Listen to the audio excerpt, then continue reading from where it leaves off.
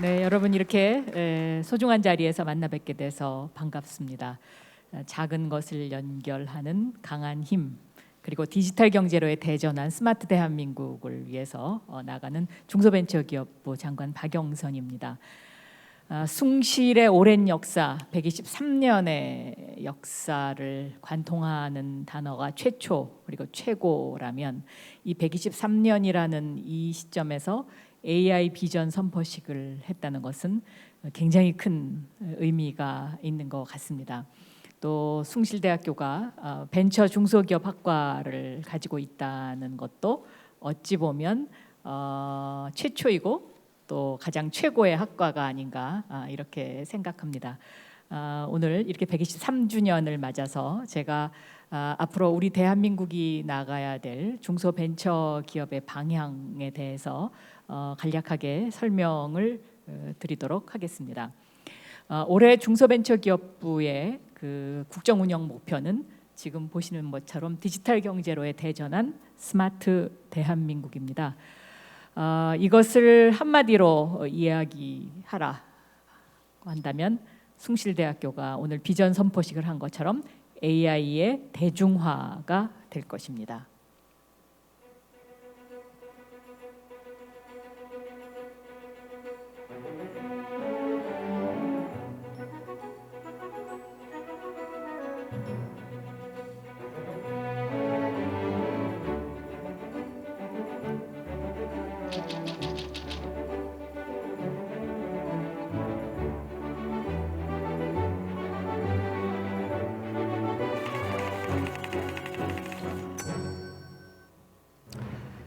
네, 지금 보신 것처럼 코로나19로 올 한 해 모두가 힘들었는데 이러한 힘든 상황 속에서도 대한민국의 창업은 크게 늘어났습니다. 굉장히 놀라운 수치입니다.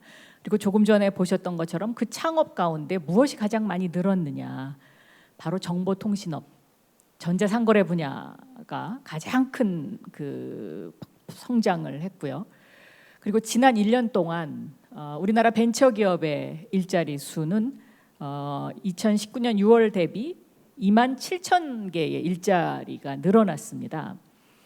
코로나19 때문에 모두가 힘들어서 일자리도 하락하고 경제 지수도 하락하고 모든 것이 하락했지만 이 분야는 상대적으로 굉장히 높은 성장세를 보였죠.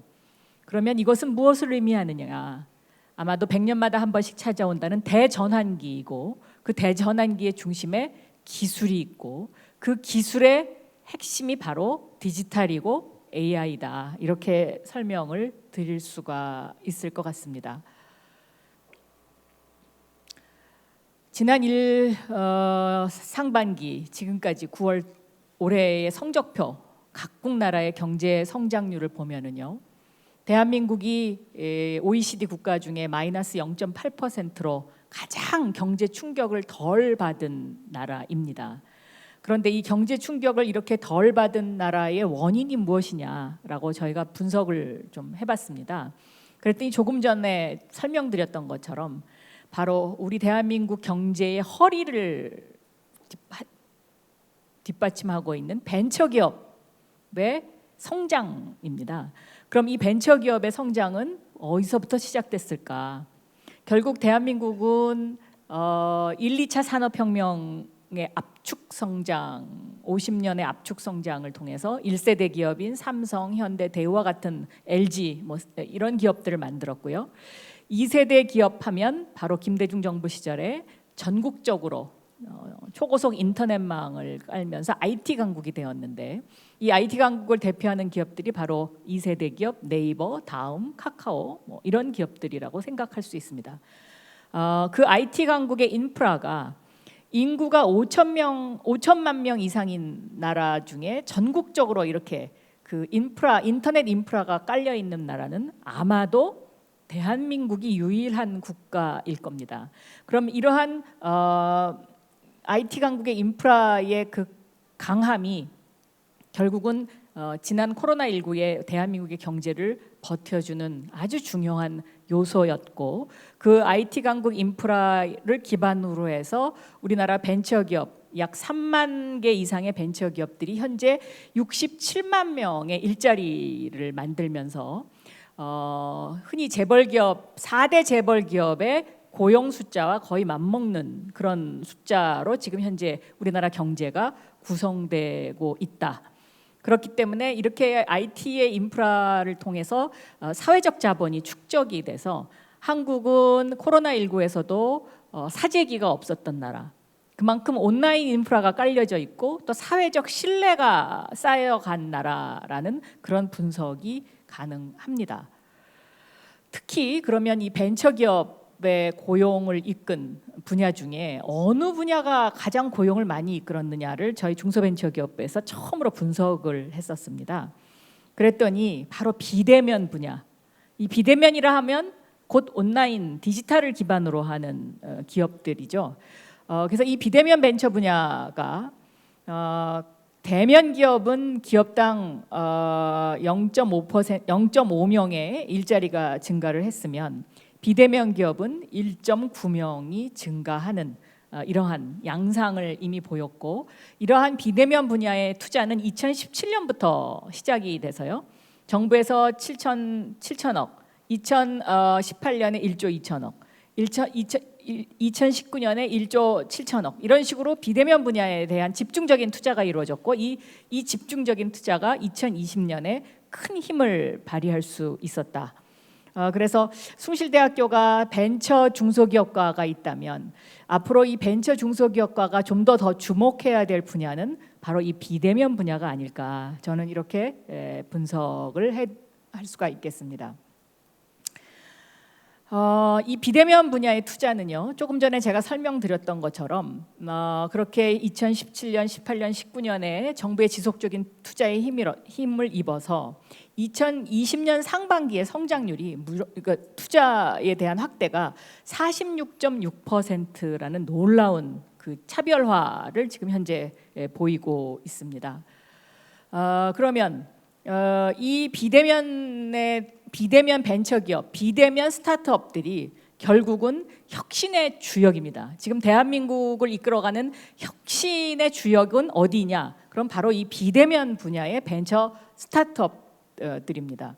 이 비대면 분야의 벤처 스타트업들을 위해서 중소벤처기업부는 올해부터 스마트 대한민국 펀드를 1조 원 규모로 만들어서 비대면 분야에 집중 투자하고 AI 분야에 집중 투자하는, 그리고 바이오와 게임 등에 집중 투자하는 이러한 그 계획을 세웠고, 이 스마트 대한민국 펀드가 저는 원래 올 연말까지 할 계획이었는데 이미 지금 10월 달인데 1조 원을 거의 다 채웠습니다. 그러니까 그만큼 이 분야가 굉장히 활발한 성장세를 보이고 있다라는 것을 의미합니다.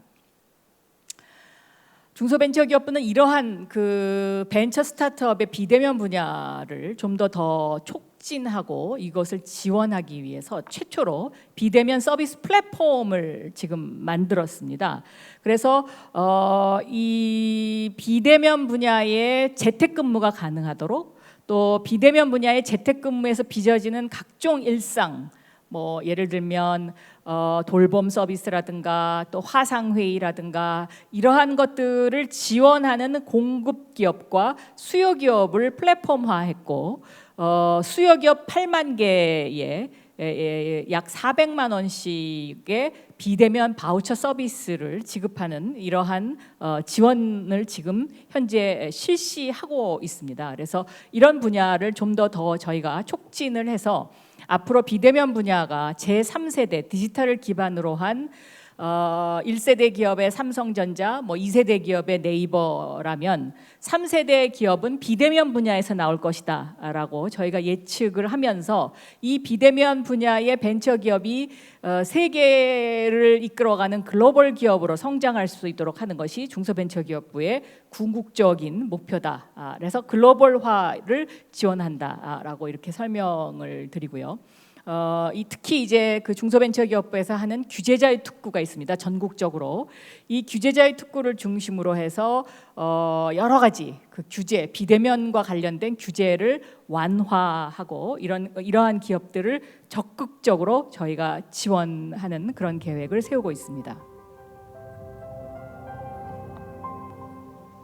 인공지능, 빅데이터 등 4차 산업혁명 기술을 결합하여 디지털 경제를 선도해 나갈 충분한 역량을 갖추고 있습니다.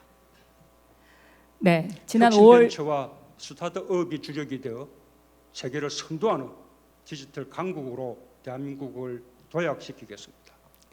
지난 5월 10일 문재인 정부 3주년 때 대국민 연설에서 대통령께서 하신 말씀입니다. 혁신 벤처 스타트업이 주역이 되어 세계를 선도하는 디지털 강국으로 가겠다.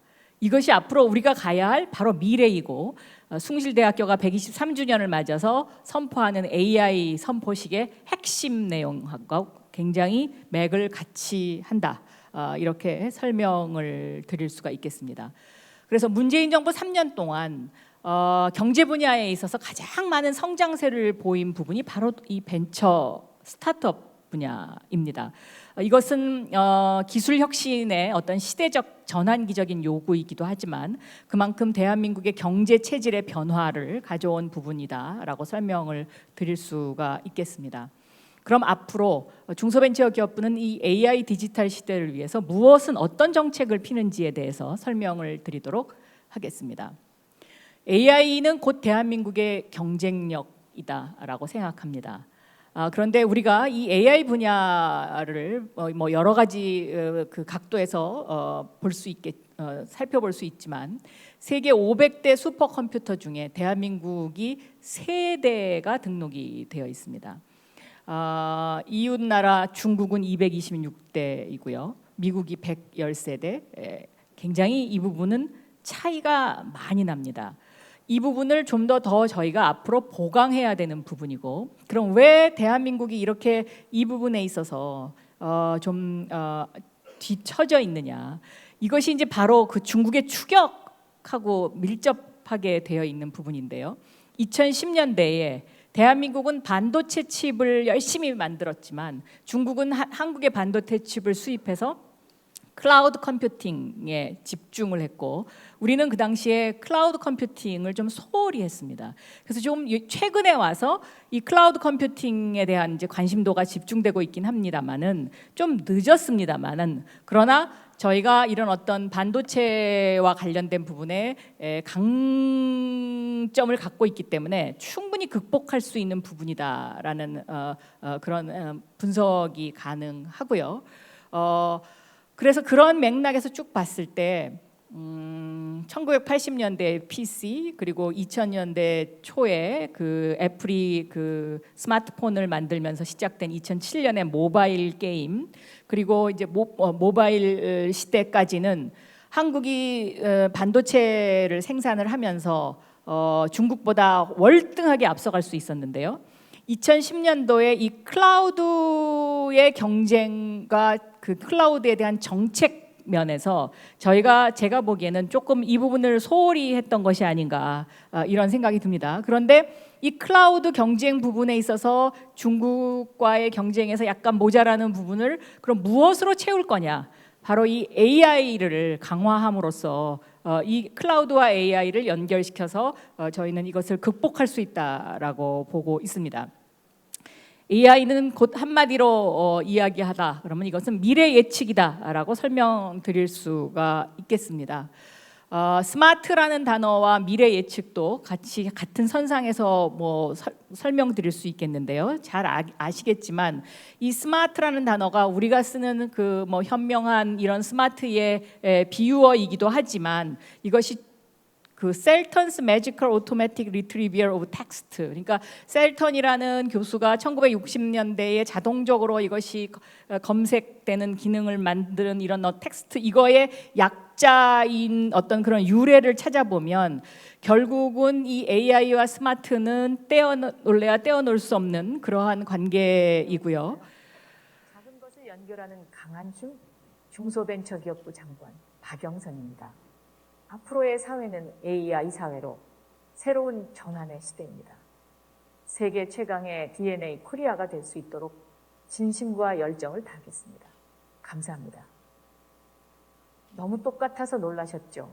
앞으로도 우리 벤처기업인들을 위해 따뜻한 사랑과 관심 부탁드립니다. 네, 조금 전에 보신 게 AI 박영선입니다. 가짜 박영선이죠. 그런데 요즘 보니까 어느 뉴스에선가 AI 앵커가 등장했더라고요. 좀 전에 보신 그 화면은 우리나라 스타트업이 저를 한 1시간 동안 촬영을 했습니다. 아무 말이나 하라고. 그래서 그거를 이제 딥러닝을 시켜서 텍스트를 치면 저렇게 이제 나와서 이야기를 하는 것인데요. 이미 우리 생활 속에 AI가 정말로 많이 이미 스며들고 있죠. 맨 아래 화면, 저 사과가 열려 있는 저 농장은 강원도 영월에 있는 농장인데, 저 농장에 AI를 달아서 오늘은 햇볕 일조량이 얼마, 또 강수량은 얼마, 그래서 이 사과가 필요로 하는 영양분은 무엇이다라는 데이터가 나오면 그 데이터대로 영양분을 줬더니 이 세상에서 가장 맛있는 사과를 이미 만든 스마트팜의 그 장면이고요. 그 AI와 관련된 부분에 있어서 저희 이제 중소벤처기업부에서 하는 중요한 일 중에 하나가 바로 스마트 공장입니다. 이 스마트 공장을 어떻게 AI와 접목시켜서 고도화하느냐라는 것이 이제 저희 부서의 굉장히 중요한 일인데요. 대한민국에 있는 스마트 공장 중에 포스코가 갖고 있는 스마트 공장이 다보스 포럼이 선정한 등대 공장입니다. 이 다보스 포럼이 왜 그러면 포스코를 등대 공장으로 지정을 했느냐에 관해서 잠깐 설명을 드리면, 이런 철광 철을 만드는 데 있어서 이쪽에 있는 철광석과 석탄을 섞어서 그것을 용광로에 집어넣어서 이제 그 철물을 빼내는 이 과정을 IBM이 와서 AI 스마트 공장을 만들어 보자라고 6개월 동안 노력을 했습니다. 그런데 실패하고 돌아갔어요. 실패하고 돌아갔는데 그 실패하고 돌아간 다음에 포스코에서 27년간 용광로 옆에서 용광로를 체크하는 일을 했던 근로자가 우리가 한번 해보자라고 다시 이 시도를 시작합니다. 그러니까 어떤 시도를 시작했느냐? 여기서 가장 중요한 것이 이 철을 만들려면, 쇳물을 만들려면 바로 철광석과 석탄을 섞어서 이것을 이제 용광로에다 집어넣어야 되는데, 철광석과 석탄의 수분 함량을 체크하는 것, 이것이 첫 번째 제일 중요한 일입니다. 과거에는 사람이 그냥 이렇게 쿡쿡 아무데나 찍어서 이렇게 들여다보고 여기는 60%, 여기는 수분 함량이 60%, 이쪽은 70%, 감으로 이것을 이제 그 용광로에 집어넣었죠. 그러면 수분 함량이 정확하게 체크가 돼야 용광로의 온도를 미리 예측할 수 있지 않습니까?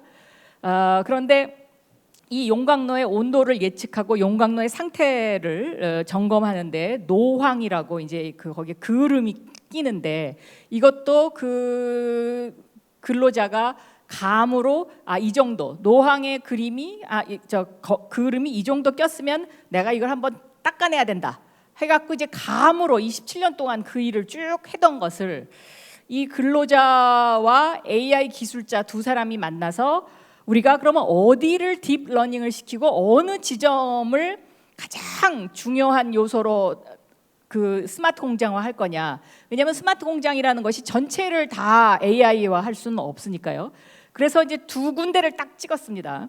한 군데는 바로 철광석과 석탄이 합쳐서 컨베이어 벨트로 올라가는 저 부분이고요. 또 한 군데가 바로 저 노황의 그 검은 그을음을 측정할 수 있는 바로 저 두 부분인데, 이 부분에다가 2년 내지 3년 동안 매일 똑같이 사진을 찍어서 그 사진에 나타나는 형태의 요런 형태면 수분이 요거는 70%짜리다. 요런 형태면 요 수분은 50%짜리다라는 데이터를 모았고 그 데이터를 가지고 딥러닝을 시킨 거죠. 노황도 마찬가지입니다. 저 노황이 검은 그름이 이 정도 꼈으면 이거 우리가 청소해줘야 되는 것이다 라는 그 데이터를 모은 건데요. 여기서 제가 이것을 길게 설명드리는 이유는 AI의 대중화와 AI의 어떤 개발, AI의 뭐 발전이 단순하게 AI의 엔지니어링이나 AI를 공부한 사람만 갖고는 성공할 수 없다는 것입니다.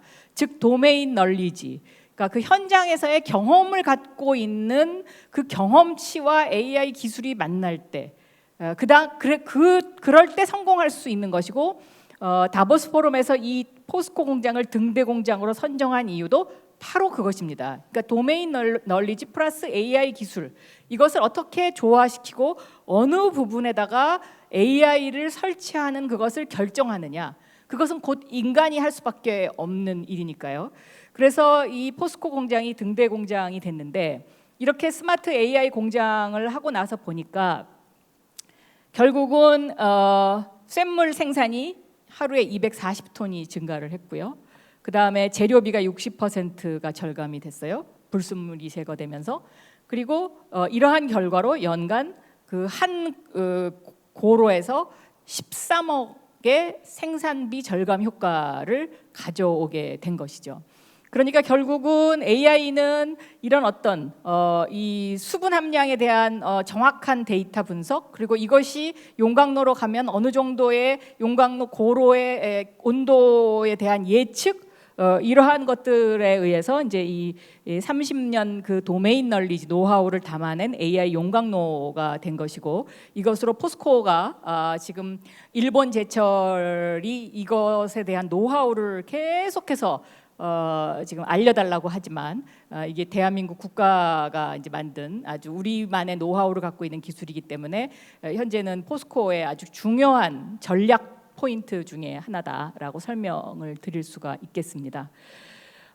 그래서 결국은 이 AI를 활용하는 것은 모든 것을 정확하게 예측하고, 그 예측을 향해서 우리가 모든 전략을 짜고 뭔가를 거기다 투입해야 되는 어떤 그런 그 경제적인 이득과 앞으로의 그 미래의 비전이 같이 담겨 있는 매우 중요한 것이고요.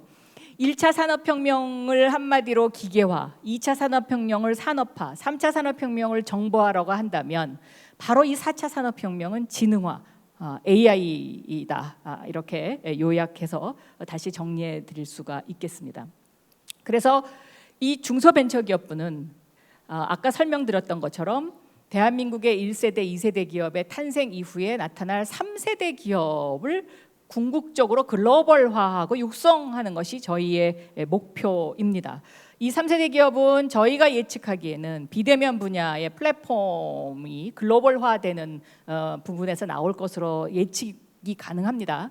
예를 들어서 뭐 무신사라든가, 이미 무신사 같은 플랫폼은 동남아 시장까지 진출을 해서 동남아 시장에서의 우위를 선점하고 있기 때문에 이것을 이제 유럽이나 미국 시장까지 확장시키는 그런 어떤 글로벌화된 플랫폼을 만드는 것, 이런 것들을 하나의 예로 들어드릴 수가 있을 것 같습니다. 저희가 이제 그 하는 일 중에 스마트 공장 이 부분이 이제 어떻게 AI와 접목하느냐, 이것이 굉장히 중요하다라고 제가 설명을 드렸는데요. 저희가 올해 캠프라는 그러니까 AI 제조 데이터 플랫폼이라는 것을 착수하기 시작했습니다. 이 AI 제조 데이터 플랫폼이라는 것은 각 공장에서 갖고 있는 스마트 공장에서 나오는 데이터를 수집을 해서 그 데이터를 활용해서 좀 더 우리가 그 예측이 가능하고 좀 더 정교한 어떤 그 하나의 분야를 개발할 수 있는 그런 것을 만드는 것인데, 이것이 곧 마이 제조 데이터 시대를 앞으로 이끌어가는 하나의 핵심이 될 것이고요. 이 그 AI 제조 데이터 센터의 플랫폼을 클라우드 산업과 연결시키는 일을 하는 그거와 관련해서 저희 이제 중소벤처기업부가 이것을 NHN과 KT의 5G를 연결하는 그러한 지금 현재 그 계획을 가지고 있습니다. 두 번째는 저희가 또 스마트 서비스 분야도 담당하고 있습니다. 이 스마트 서비스 분야는 뭐 여기 다 전문가들이시니까 길게 설명을 안 드리겠습니다만은 뭐 물류라든지 유통이라든지 아니면 상권 분석이라든지 이러한 부분에 있어서 어떻게 경영 효율을 높일 수 있는가 하는 부분에 대한 집중적인 지원도 저희 중소벤처기업부의 중요한 사업 중에 하나입니다. 잠깐만요, 이게 잘못 넘어갔네요. 또 스마트 상점이라는 것은 소상공인들의 디지털화의 핵심 프로젝트인데요. 뭐 저 맨 위에 보이는 스마트 오더는 아마도 뭐 설명 안 드려도 잘 아실 것 같고요. 또 스마트 미러라고 해서 내 머리 스타일, 내가 살고 싶은 옷의 스타일을 이렇게 거울에 대보면 아 이것이 어울린다 안 어울린다 이렇게 미리 판정할 수 있도록 하는 뭐 이러한 것들 등등, 또 무인 슈퍼마켓 등등 뭐 이러한 것들이 바로 스마트 상점을 대표하는, 그리고 소상공인의 디지털화를 이끄는 그러한 핵심이고요. 또 전통시장의 디지털화를 위해서 저희가 전통시장의 온라인 판매 또 배송 이런 부분도 저희 중소벤처기업부에서 하고 있습니다. 또 중요한 것이 대스타 해결사 플랫폼이라고 해서 대기업과 스타트업을 연결하는 것인데, 대기업이 해결하지 못하는 숙제를 스타트업에게 내서 스타트업이 이 문제를 해결하는 어떤 그것을 프로젝트를 가져오면 이것도 대기업하고 같이 저희가 지원을 하는 그런 해결사 플랫폼도 저희 중소벤처기업에서 운영을 하고 있으니까, 예를 들면 숭실대학교의 뭐 벤처 중소기업 학과에서 혹시 창업을 한 스타트업이라든가 이런 데서 이런 프로젝트와 관련된 부분에 관심을 가지시면 대학생 창업에 굉장히 도움이 많이 될 거다 이렇게 생각을 합니다. 예를 들면 지금 현재 9개의 과제가 지금 여기 올라와 있거든요. 9개의 과제가 올라와 있어서 이것을 이미 저희가 그 스타트업들에게 공고를 해서 스타트업들이 이 과제를 해결하겠다고 지금 해커톤 방식으로 이것을 지금 현재 진행 중에 있습니다. 뭐 예를 들면 KBS의 미니 시리즈의 성과를 예측하는 AI를 만들어 달라라는 주문이 왔습니다. 그래서 이것을 지금 스타트업에서 이 숙제를 풀기 위한 지금 작업을 진행하고 있고요.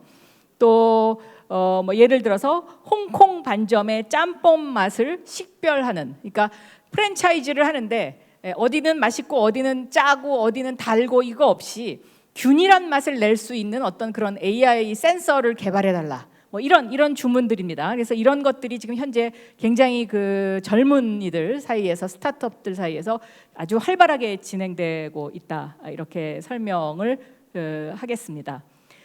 시간 관계상 이 부분은 저희가 생략을 하고요. 스마트 공장, 스마트 서비스, 스마트 상점, AI와 관련된 저희 중소벤처기업의 중요한 핵심 프로젝트를 설명을 드렸고요.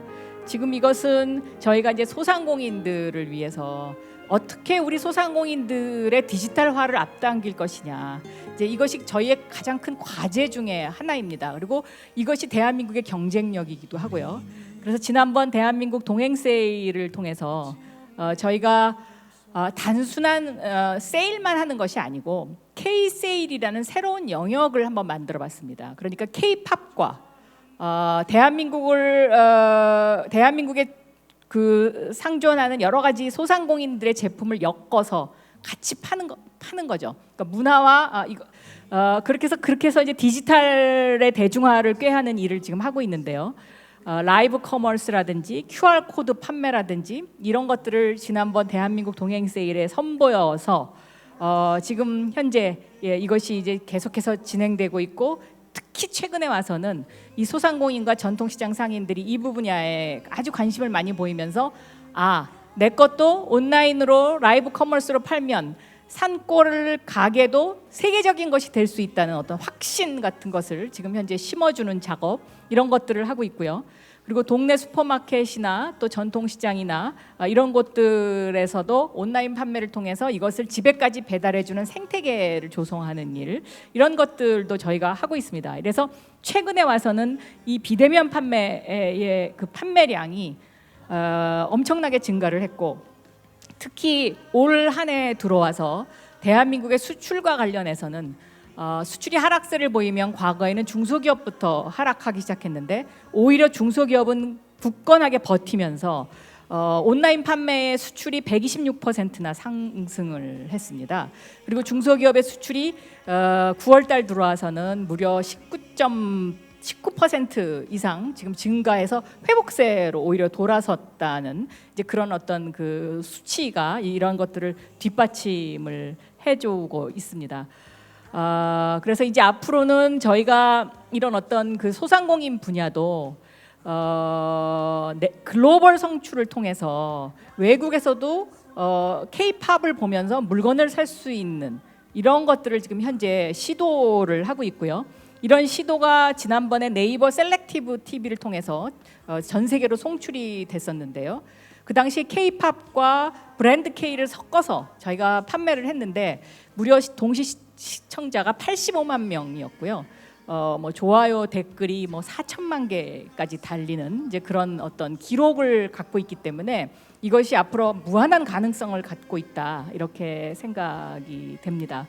그래서 앞으로 이제 디지털 전통 시장을 500곳을 만들고 스마트 상점 10만 개, 뭐 이런 어떤 그 AI와의 전통 시장 소상공인의 연결 이런 부분에 대한 이런 프로젝트에도 우리 젊은이들, 대학생들이 좀 더 많이 관심 가져주시면 좋을 것 같고 여기에서 대학생들의 일자리가 대학 졸업생들의 일자리가 많이 생겨날 것 같습니다. 왜냐하면 디지털화라는 것은 이것을 물건을 팔려면 첫째 상품을 찍어야 되고 그 상품에 대한 설명을 달아야 되고 이것을 플랫폼화해야 하는데 이러한 작업들이 주로 이제 이 젊은이들의 새로운 일자리로 지금 아주 각광받고 있기 때문에 더욱더 그렇습니다.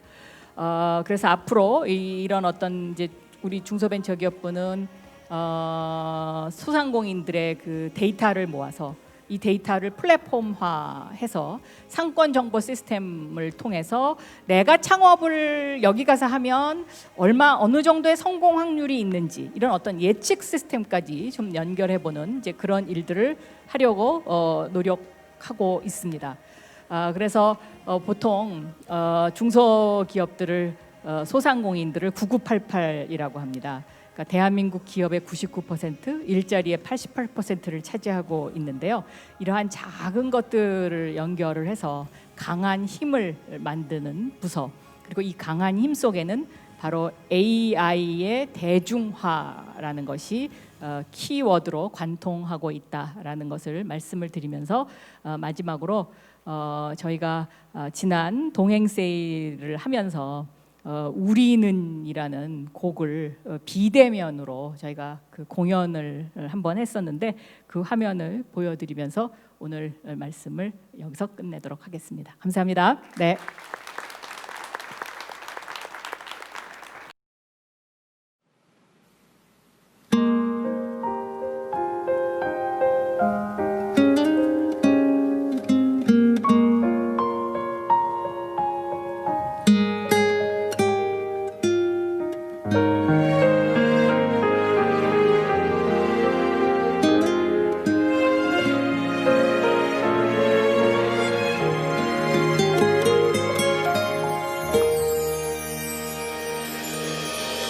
우리는 빛이 없는 어둠 속에서도 찾을 수 있는 우리는 아주 작은 멈칫 하나라도 느낄 수 있는 우리는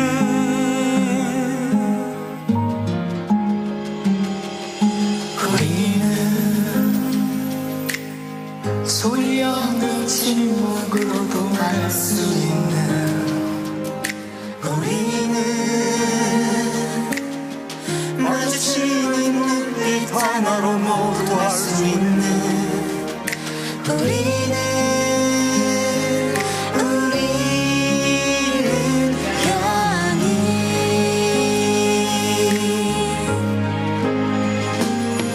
기나기나 세월을 기다려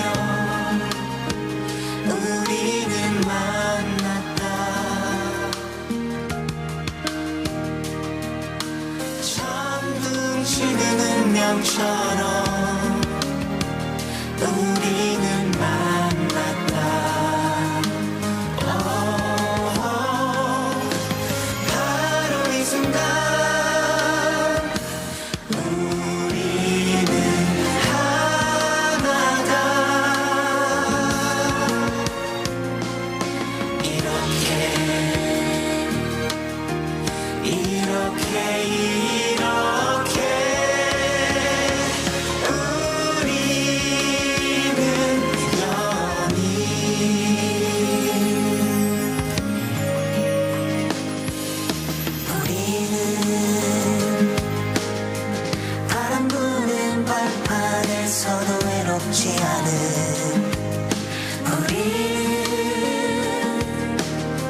마주 잡은 손끝 하나로 너무 충분한 우리는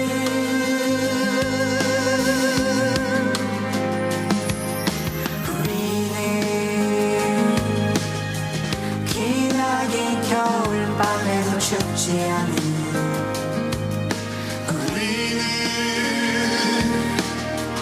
타오르는 가슴 하나로 너무 충분한 우리는